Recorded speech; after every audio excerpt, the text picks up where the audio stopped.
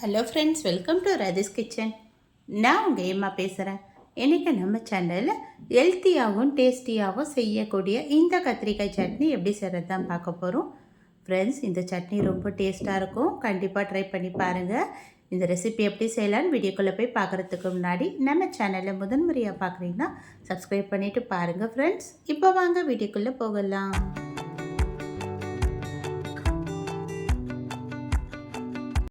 Friends, இந்த கத்திரிக்காய் சட்னி செய்கிறதுக்காக இப்போ ஸ்டவ்வில் ஒரு கடாய் வச்சுக்கலாம். இந்த கடாய் கொஞ்சம் சூடானோடனே இதில் 3 டேபிள் ஸ்பூன் அளவுக்கு எண்ணெய் சேர்த்துக்கலாம். எண்ணெய் கொஞ்சம் சூடாகி வரட்டும். சூடானதுக்கப்புறம் ஸ்டவ் லோ ஃப்ளேமில் மாற்றிட்டு இதில் 1 டேபிள் ஸ்பூன் அளவுக்கு கடலை பருப்பு சேர்த்துக்கலாம். இது கூடவே 2 வரமிளகாய் சேர்த்துப்போம். இது கூட 5-6 பல்லு பூண்டு சேர்த்துக்கலாம். சேர்த்துட்டு இது கூடவே மீடியம் சைஸ் வெங்காயம் 2 எடுத்து சேர்த்துக்கலாம். பெரிய வெங்காயமாக இருந்தால் 1 வெங்காயம் சேர்த்தா போதும். இப்போ இதை நல்லா வதக்கி விடணும். இந்த வெங்காயத்தோட பச்சை வாசனைலாம் போகிற அளவுக்கு வதக்கி விடலாம். வெங்காயம் வதங்கி வர நேரத்திலேயே பெரிய நெல்லிக்காய் சைஸ் அளவுக்கு புளி எடுத்து இப்போ நம்ம இந்த வெங்காயத்தை கூட சேர்த்துக்கலாம். சேர்த்துட்டு இதையும் நல்லா வதக்கி விட்டுடலாம்.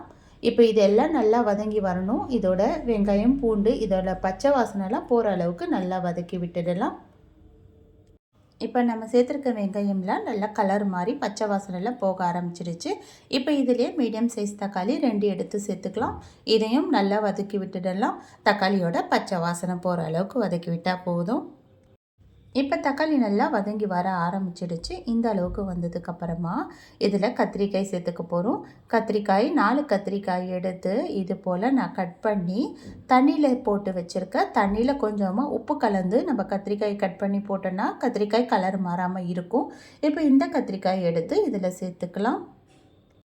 சேர்த்துட்டு இந்த சட்னிக்கு தேவையான அளவுக்கு உப்பு சேர்த்துக்கலாம். இது கூடவே 1/2 ஸ்பூன் அளவுக்கு குழம்பு மிளகாய் தூள் சேர்த்துக்கலாம்.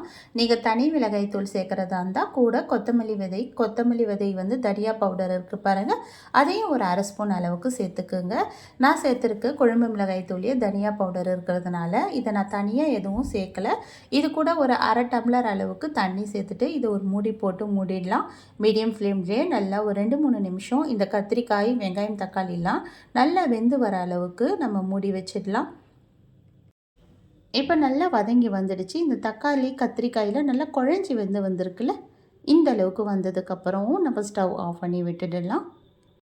இது கூடவே கொஞ்சமாக கொத்தமல்லி இலைகள் இந்த சூடுலேயே சேர்த்துட்டு நல்லா கலந்து விட்டுடலாம். இப்போ இது நல்லா ஆறி வரட்டும். நல்லா ஆறி வந்ததுக்கப்புறம் தண்ணி எதுவும் சேர்க்காம மிக்ஸி ஜாரில் இதை நல்லா அரைச்சி எடுத்துக்கலாம். இப்போ நல்லா ஆறி வர ஆரம்பிச்சிருச்சு. இதை எடுத்து மிக்ஸி ஜாரில் சேர்த்து இதை நான் தண்ணி எதுவும் சேர்க்காம தான் அரைக்க போகிறேன். அப்போ தான் நமக்கு இந்த கத்திரிக்காய் சட்னி நல்ல டேஸ்ட்டாக இருக்கும். இதை நல்லா அரைச்சி எடுத்தாச்சு. இந்த அளவுக்கு அரைச்சி எடுத்ததுக்கப்புறம் இதை தாளிச்சிக்கலாம். இப்போ ஸ்டவ்வில் ஒரு கடாய் வச்சுட்டு இதில் 1 ஸ்பூன் அளவுக்கு எண்ணெய் சேர்த்தா போதும். இதை தாளிக்கிறதுக்கு மட்டும்தான். இந்த எண்ணெய் கொஞ்சம் சூடாகி வரட்டும். சூடானதுக்கப்புறம் 1/2 ஸ்பூன் அளவுக்கு கடுகு சேர்த்துக்கலாம். கடுகு நல்லா பொரிஞ்சு வர நேரத்தில் 1/4 ஸ்பூன் அளவுக்கு சீரகம், கொஞ்சமாக கறிவேப்பிலை சேர்த்துட்டு நம்ம அரைச்சி வச்சுருந்தோம்ல இந்த கத்திரிக்காய் சட்னி, அதை எடுத்து அப்படியே இதில் சேர்த்துக்கலாம்.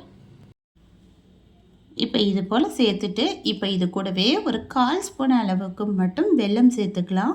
இந்த கத்திரிக்காயில் நம்ம புளி சேர்த்து செஞ்சதுனால கொஞ்சம் புளிப்புத்தன்மை கொஞ்சம் எக்ஸ்ட்ரா தெரிகிறது போல் இருக்கும்.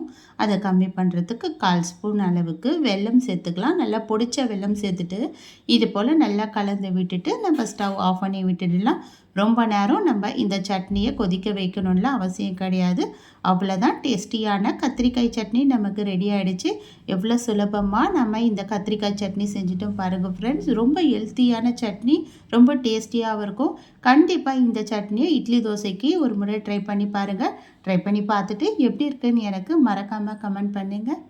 இந்த வீடியோ பிடிச்சிருந்தால் லைக் பண்ணுங்கள். மறக்காமல் நம்ம ரதிஸ் கிச்சனை சப்ஸ்கிரைப் பண்ணிவிடுங்க. உங்கள் ஃப்ரெண்ட்ஸோடைய ஷேர் பண்ணுங்கள். தேங்க்யூ.